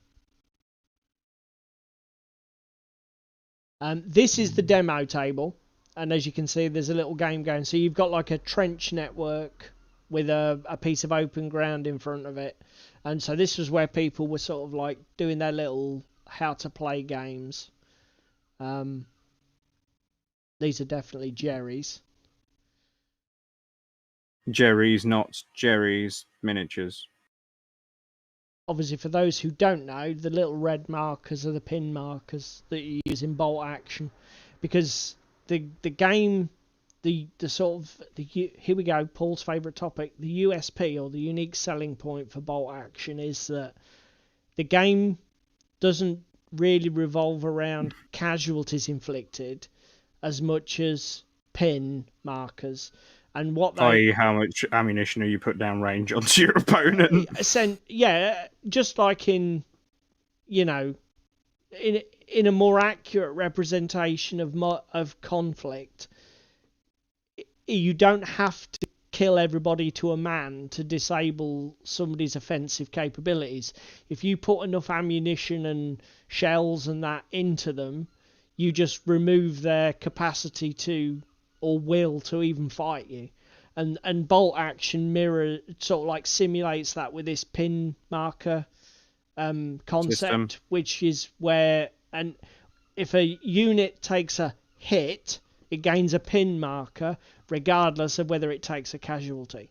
And the pin markers then stop them following orders and stop them doing stuff. It's a really good little game. You need to remember to play with pin markers correctly, and not like the first 2 games that me and Paul played on TTS when we came back to second edition. We were doing like 1 pin marker for each hit. Yeah, it's like, I can do nothing. I've got 10 pin markers on me. What the fuck? I've got 10 pin markers and it's only turn 1. Okay, I think we're doing this wrong. But yeah. But I just thought I'd point it out. We're not all infallible. When you play the rules properly, the game's really good. Also, when you don't take German troops near a building while there's a Sherman prowling the corridors with high explosive ammunition. Yeah. That is a thing, and I will call you out on that. Yeah, sort of like nod to the realism here.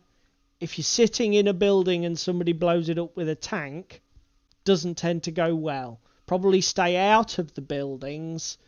And away from the tanks. And away from the tanks, yeah. Not bad advice as advice goes, really. Because who knew that high explosive shells were bad in a confined space? You know? I thought that was news to you that particular evening. I thought that was a life skill that you learnt from that particular evening of playing bolt action. I tell you what. We had a fucking laugh, though. I missed this. Look, they've got a little diorama here. This is some sort of camp kitchen thing. I don't know if David's got a better shot of it. It was on the backside of the table. That's why we Yeah. didn't see it, because there was 'Cause few this is people around the table and stuff. This is the troop table, isn't it, where they were putting casualties Yeah. and taking models from, and they've got a little diorama piece here. This looks fucking cool. Very pretty. Very, very pretty. As I say to everybody, I don't know if we've got a better shot of it, but no, that's it. That's the end of the photos. So there we go, everybody. That's all, folks. Yep, that's all she wrote. I hope you all enjoyed that. And the whole purpose of us spamming crap about UKGE is that we want to get everybody to go. Because it's an awesome convention. It's an amazing experience. There's stuff there for everyone. So, did you see Tim's reply about Essen? It's 250 kilometres from where he is. Do you ever go, Tim? Have you ever been to Essen? I don't. I mean, it's very board game focused, as I understand it, but I am a complete Philistine, so I might be understanding that very wrong. You're also a bit of a board game slut this year. I am. I am getting more into my board games the more exposure I get to them. Because they're such an easy play experience. UKGE, yes. Look, it's not in the wrong country per se. It's just in not the country you're in. But, you know, as far as I'm aware, there aren't walls around Germany. You are allowed to leave. I know there used to be. But we're not in the Cold War now, Tim. Well, there weren't walls around it. There was a wall in the middle of it. There was walls around Berlin, though, wasn't there?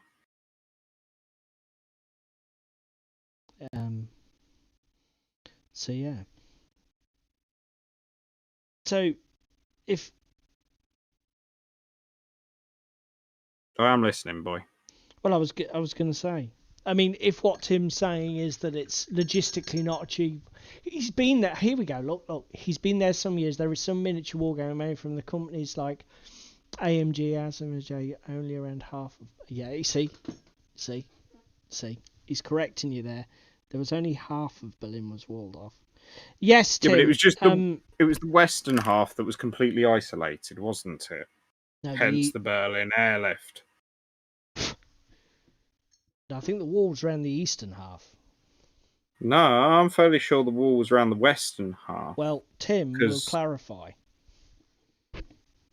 Where's Berlin? Was it in West Germany or East Germany?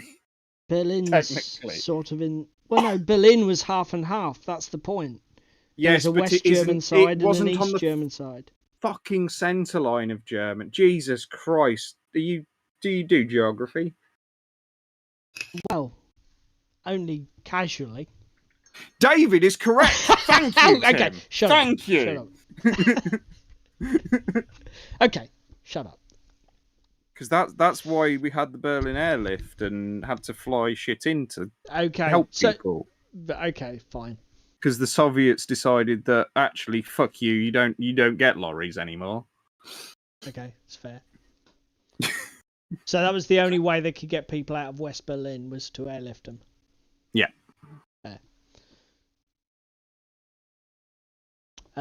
Yeah, I was going to say, before we got down the bloody cul-de-sac of East-West Berlin, UKGE, in fairness, Tim, is very similar to Essen in that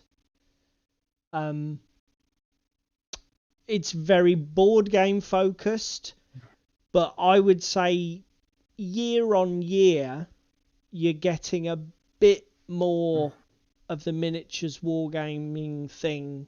I'd say we were just shy of half this year.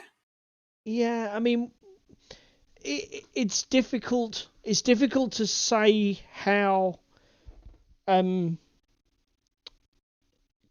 has messed things up, because I mean the year before was fucking a bit shit. If you go back a couple of years, you had Batman miniatures there, BMG, night game. Sarissa Precision was there. Whereas Sarissa weren't there this year, were they?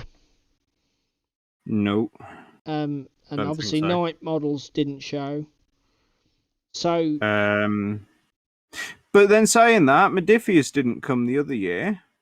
yeah, that's what I mean. It's Modiphius difficult came to all the way say. from the States, so It's difficult to say whether it's getting better or whether you're getting worse more on that front. miniatures games or whether they're sort of like rotating some in and some out. I mean, I think it's still a fair thing to say that it is primarily a board game convention. Well, again, there's massive areas for kids to play board games, family board games, all that jazz. Yeah. Now, whilst GW are huge and have a huge square footage, it's like most of their square footage was actually empty space for teaching people how to paint and stuff this year. Yeah, they did have a huge area this year, didn't they? Yeah, I did also get slightly triggered. And do you want to tell the boys and girls at home where I got slightly triggered by the GW stand? Or do you want me to? You do, because I can't even fucking remember. So they had the new Horus Heresy shit in the cabinet, but it was primed. That was it. Just flat primed with a rattle and they hadn't even bothered to do the underside. End of story time. Yeah, which is weird, really, isn't it?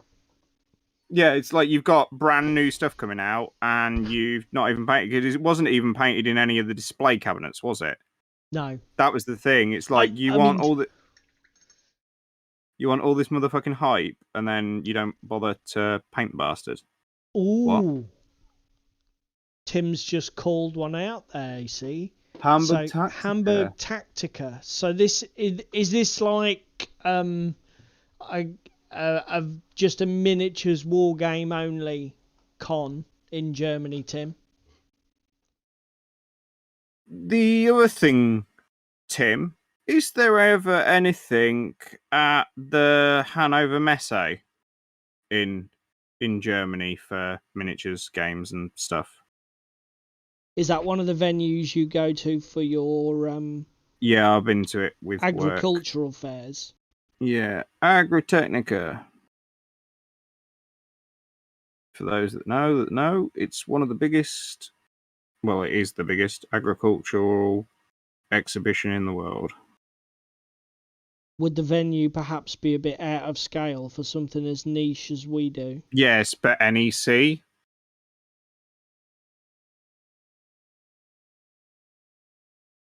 Yeah, but haven't you said that, like, compared to Agritechnica or whatever it is, the NEC looks like a tent that gets put up on somebody's lawn? Yes, this is slightly true.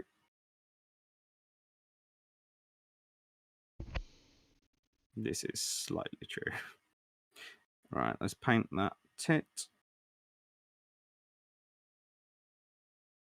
Give it a bit of a... Oh, glide. the Perry brothers go. So, come on then, Tim. You're weaving us a little story here. This is very intriguing. David, this could be a road trip to Germany. The Yellow Belly Tabletop does Europe. So come on, is it historicals or literally, if it's models fighting on a tabletop, is it? It's there. Done.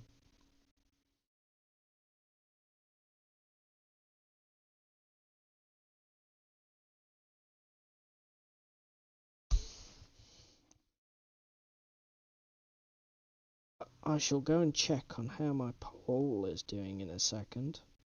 I imagine it's still three-way tie. Yeah.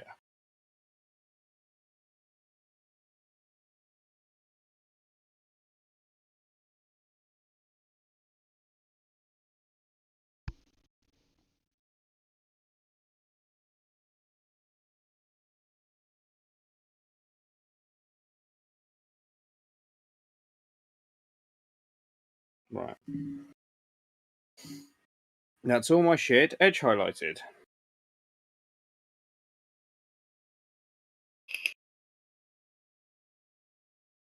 Okay. It's all over the place, the tint over theme, apparently.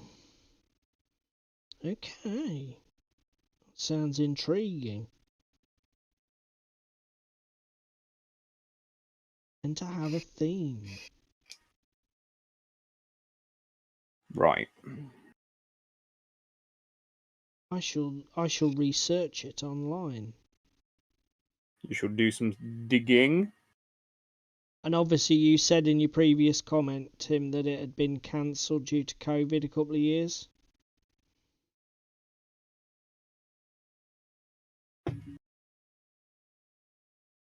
Right.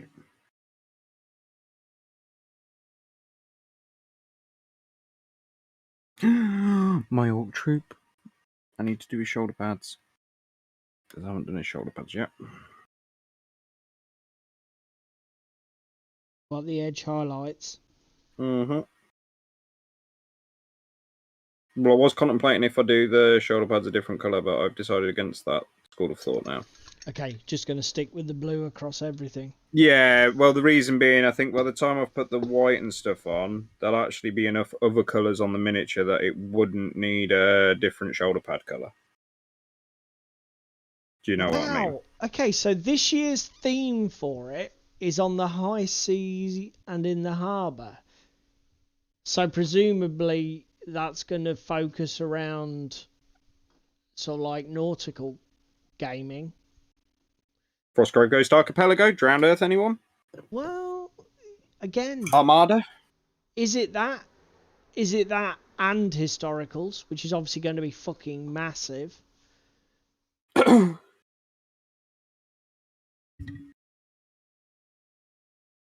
Asmodee Germany is doing the world qualifiers for X-Wing, Armada and Legion, but other than that, I don't know. Okay, fair enough. Okay, so this is your Hanover venue. So it's obviously got Yeah. some contact with the gaming world. No, Hanover's gorgeous sea, so... Awesome. Hanover's gorgeous. I'll And- get to go and- back there next You year. say so- your Hamburg Tactica is scheduled for the 1st of 2nd of October, Tim. Is that... But you mentioned earlier that it may be cancelled again. Is that because there's some question? Or... Yeah, no, you won't get a link through Facebook, mate. Facebook. Listen to me, old man of 50. The FaceTube, book. You won't get a link through. You'll have Elon Musk suing you. That's all right. Sue away, Elon. At least I didn't fucking get a child with that half-baked bin. Fucking hell, we're not holding any fucking bars tonight. Sorry, too soon, Elon. Too soon. Kid's not even walking yet, mate.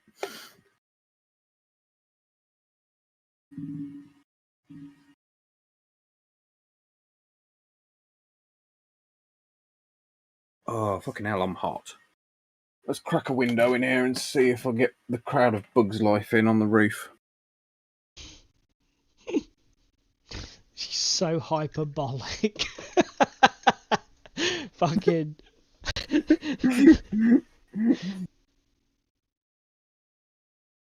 Jesus. How mate. long have you known me? Fucking Exaggeration. Oh, I'll open this window and get the entire fucking cast of Bugs Life on the roof. Jesus Christ.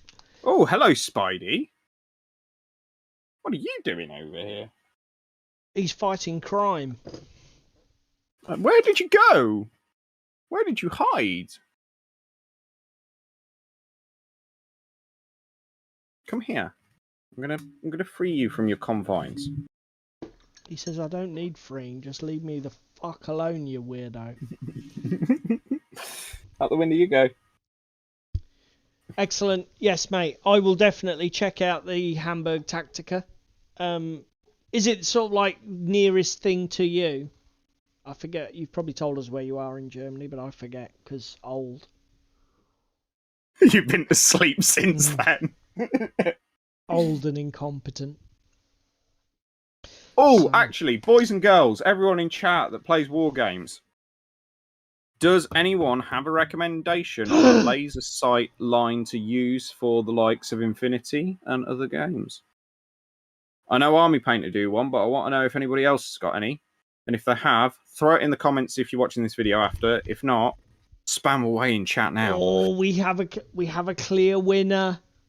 We have a clear winner. Well, I say we have a clear winner. There's probably one vote in it. Currently, for everybody in chat and everybody watching, Infinity has the lead. So Good. It looks Good like man. my next painting project will definitely be some sort of Infinity, which is quite cool actually, because I've not painted any Infinity for friggin' ages. I've just realised something. Yes. If I get this Pano army finished, am I going to have a fully finished Infinity 300-point army before you do? No! Right. This is a thing. Go! No, quick. Somebody say something to distract him. Just start shouting David in the chat. David! Over here! God damn it, I'm not having that. You're the man that introduced me to the game, and yet I will have a finished army before you. No, you won't. It's not going to happen, mate. In your dreams. In your dreams, son. Oh, Hamburg is 200 kilometres, but tactical is well worth the travel. Hanover is the same. Okay. It's not that it's close, it's just that you say it's good. It's all and right, presumably yeah. you've been before, because I think you said up above about returning to it. So you've been there to know that it's good. That's ivory.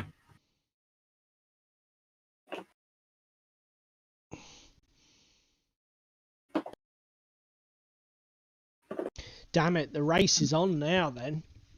The race is afoot. Awkward moment. Of course, the other problem with this, I've just realised what I've done by committing to this madness, is, as I've said on stream before, I have a sort of rule where I'm trying not to buy new models until I've got everything sort of finished in a particular game. Does Tim just come up with all of the shit off the internet? Have you seen his latest comment on fucking complete and utter tangents because I said about a spider? Fucking hell, Tim. Oh mate, all I did was look up and saw speaking of spiders, and that did me. So let's read it properly. Speaking of spiders, did you see the article on the lab using a dead spider as a robotic claw? No, I didn't see that article, but I will now Google it because it sounds like the kind of thing that I will enjoy. Let's put it this way, I will Google it unless Googling Lemon Party traumatizes me. Oh, Lemon Party. Fucking Lemon Party. What is he on? What has Crispin been smoking today? We never did get Crispin's sort of like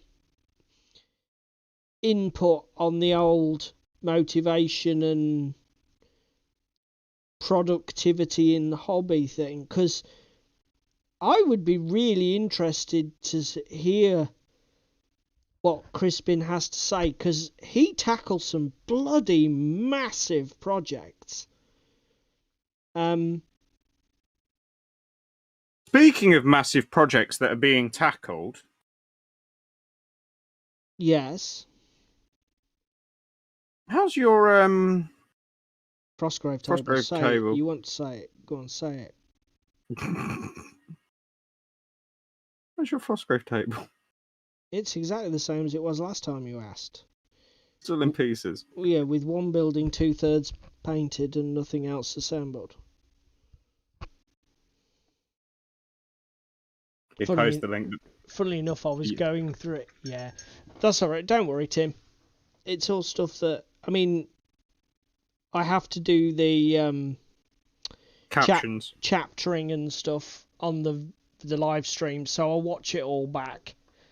And when I watch it back, it'll remind me, because obviously I'll just be concentrating on time codes and timestamps and stuff like that. So it'll remind me, oh yeah, I must look up that, I must do this, I must do that. So don't worry about it.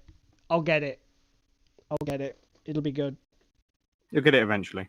Because, as I say, it's and not only that, as obviously, it's always good to watch the live streams back. I watched one of our earlier ones the other day because I was thinking it's one that I hadn't thumbnailed. Yeah. And I was watching it to sort of get some ideas on building a thumbnail for it, and thought, Jesus Christ. It's a little bit chaotic with all of our tech issues. Speaking of tech issues, I'm surprised it was me that had them tonight. Usually that's a you thing. Yeah, well, it just goes to show, doesn't it? Strikes the best of us down. Yep, and you just have to roll with it.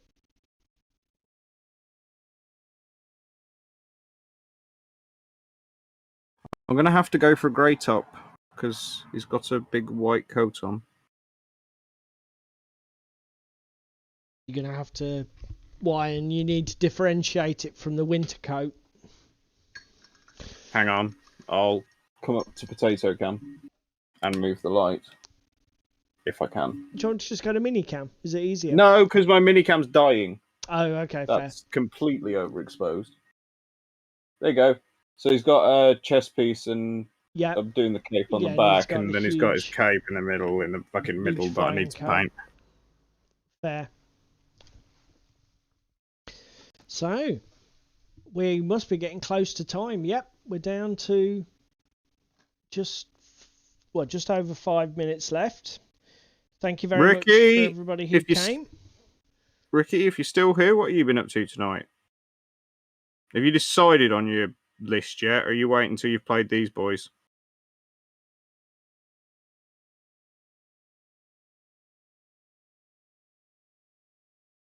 Bollocks. Panic, panic, panic.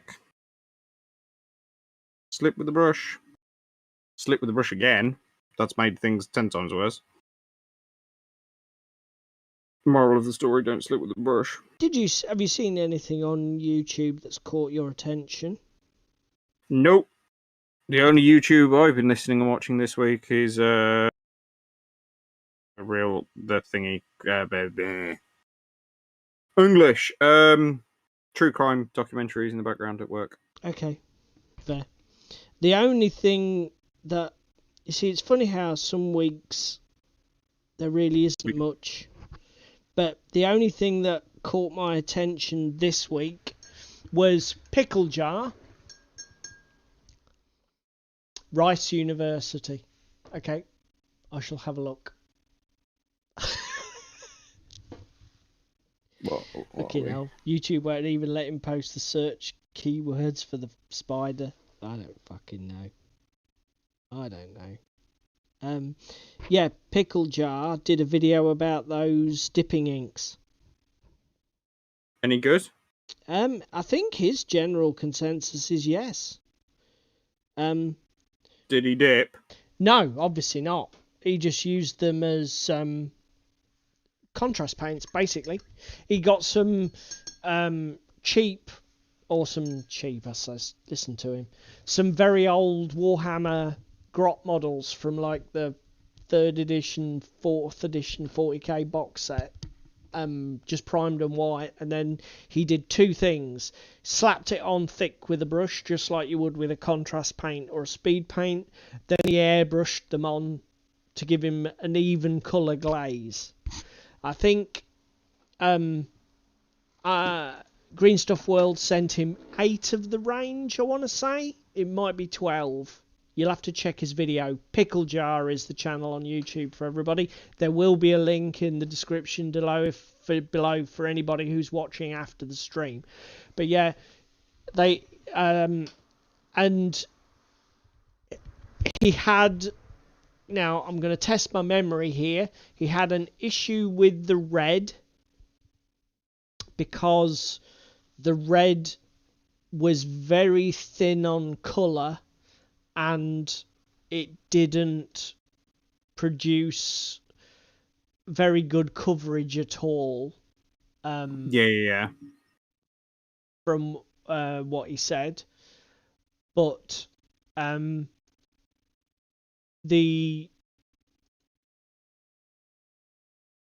all the other colours, he said, "Look, Rick, I'm a tabletop YouTuber now."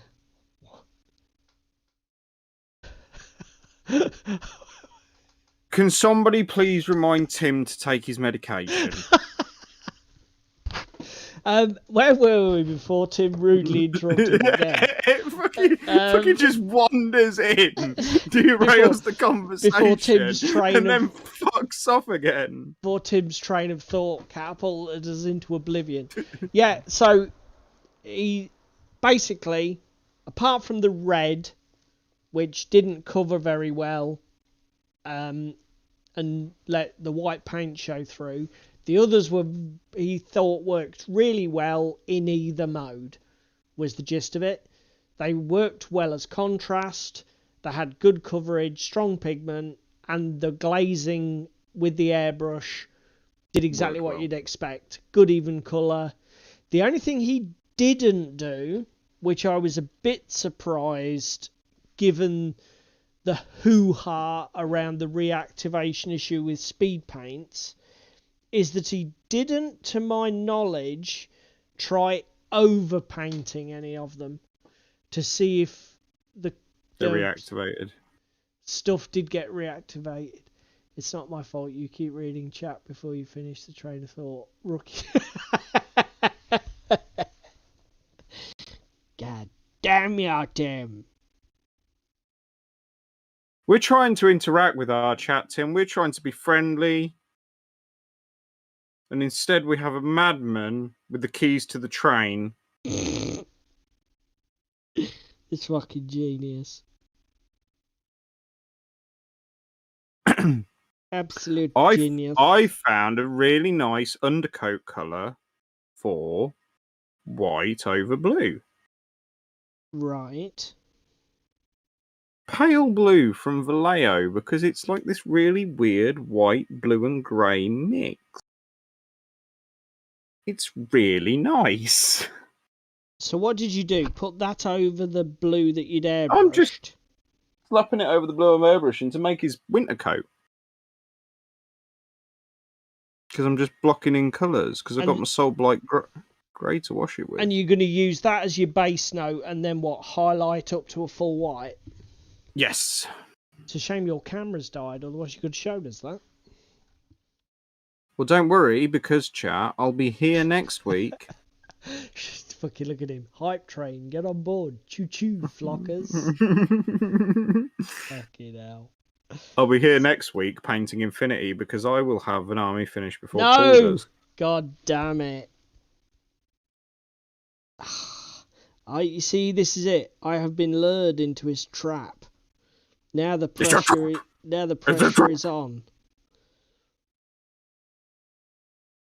How is it going to feel?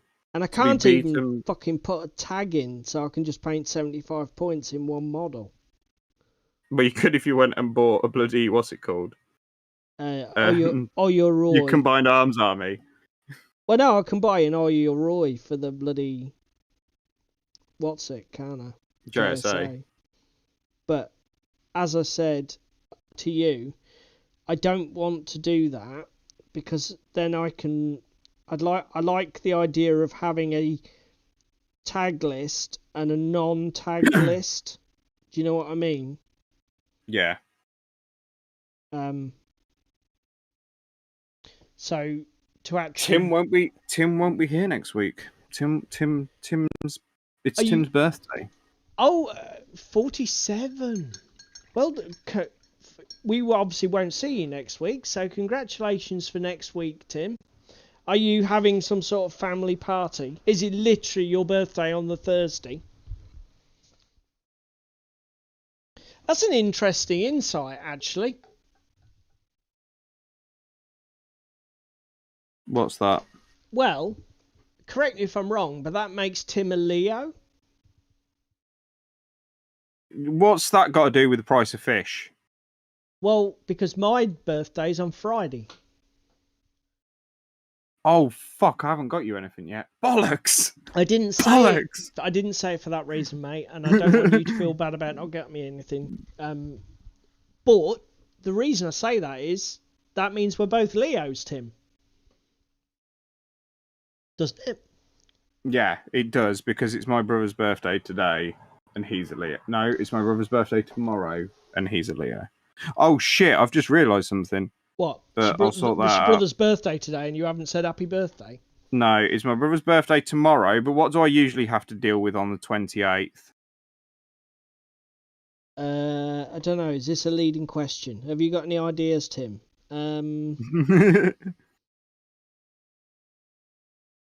If I say OJ, you should understand. Maintenance. Oh, is that the 28th of every month? Mm-hmm.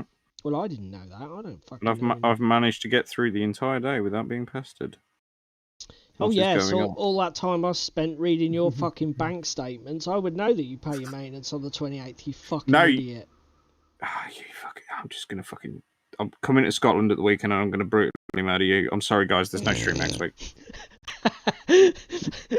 No stream, because I'll be brutally moved. Hell, I'll not.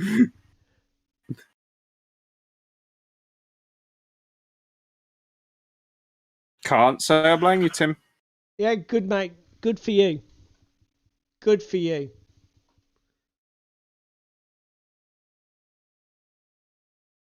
Oh, okay then. I shall think of your late grandmother on my birthday. Although I will be at work, so I won't be having much of a birthday. I'll just be getting stressed out of my friggin' box. I didn't realise that they had you working in cardboard now. Ugh. Don't even fucking go there, mate. Work is a bit of a mare at the minute. I have lost my sense of humour over it. Multiple times. It's just a fucking shit show.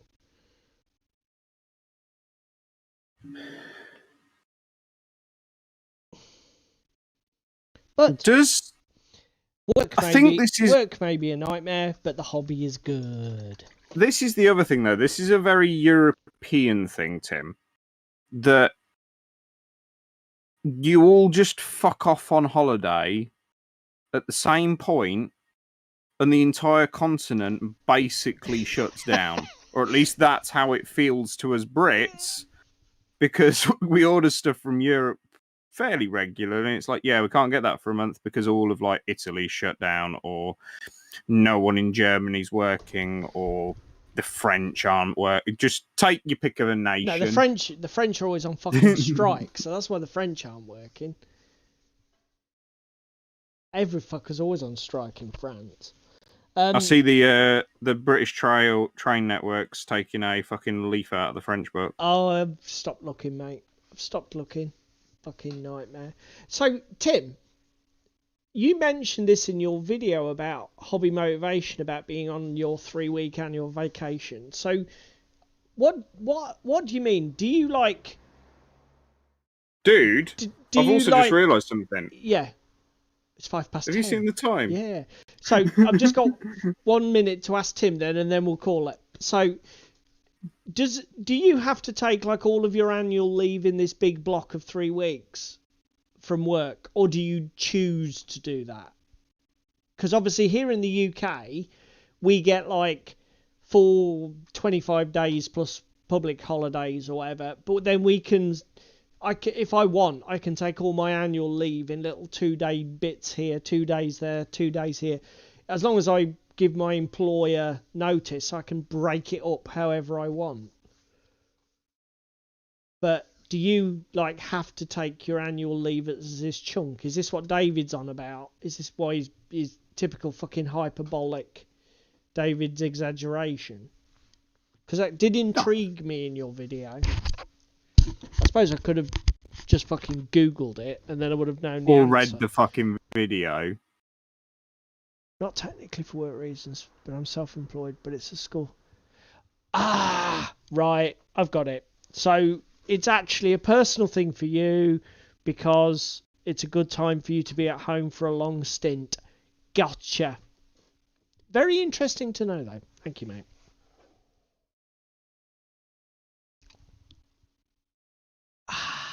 You see, obviously they're an organised couple. They've got a cunning plan, and they're going to go with it.